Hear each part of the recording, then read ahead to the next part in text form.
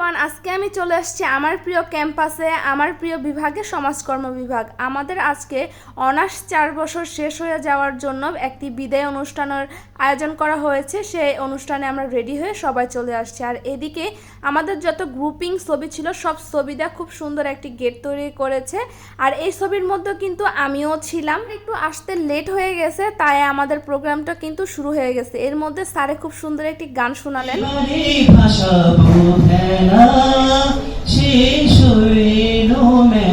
আজকের এই বিদায় অনুষ্ঠানে ছেলেদের এক রকমের পাঞ্জাবি, সবার মেয়েদের একরকম শাড়ি ছিল। এরপর আমাদের প্রিন্সিপাল ম্যামের জন্য খুব সুন্দর একটি পুরস্কার ছিল, তাকে স্মৃতি হিসাবে দিয়ে গেলাম আমাদের সবার পক্ষ থেকে।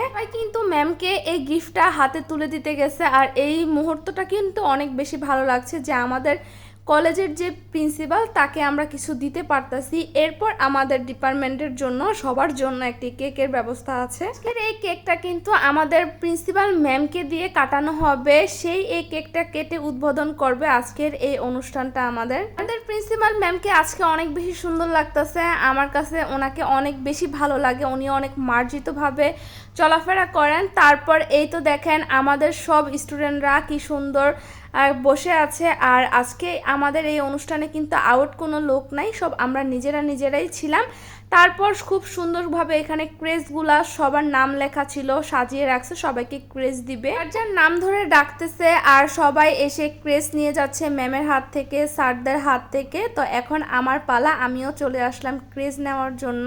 একটা ডিপার্টমেন্টে আমরা 4টা বছর পড়াশোনা করেছি। আমাদের যেমন আনন্দও হচ্ছে যে আমরা আজকে নতুন কিছুর আশায় আমরা আমাদের অধ্যয়ন শেষ হতে যাচ্ছে, আবার আমাদের অনেক কষ্ট হচ্ছে যে কত পরিচিত মুখগুলো আমাদের অচেনা হয়ে যাবে।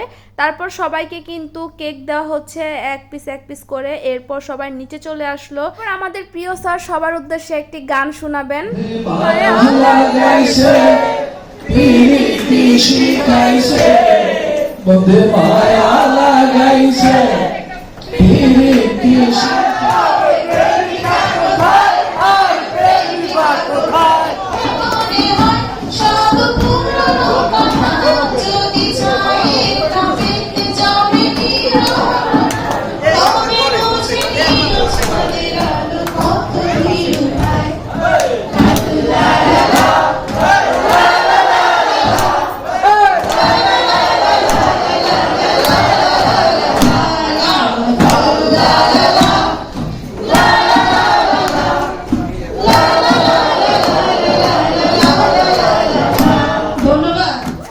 বৃষ্টি ছিল, এর মধ্যে আবারও হুট করে বৃষ্টি চলে আসলো। আর বৃষ্টির মুহূর্তটা অনেক বেশি সুন্দর ছিল।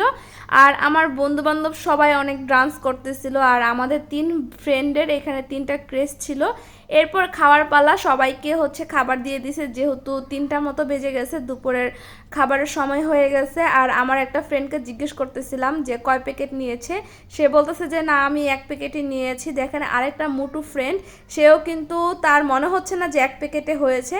তো আমার খাবারটা এখন আমি খাবো, আর আমার এতটুকু একটা প্যাকেটে খাবার খেতে অনেক কষ্ট হচ্ছিল, তাই আমি আলাদা আলাদা করে রেখে তারপরে খাবো। তো শেষ করে কিন্তু আমরা এখানে সবাই একটু মজা করতেছিলাম, যেহেতু এই স্মৃতিগুলো সারা জীবন থেকে যাবে।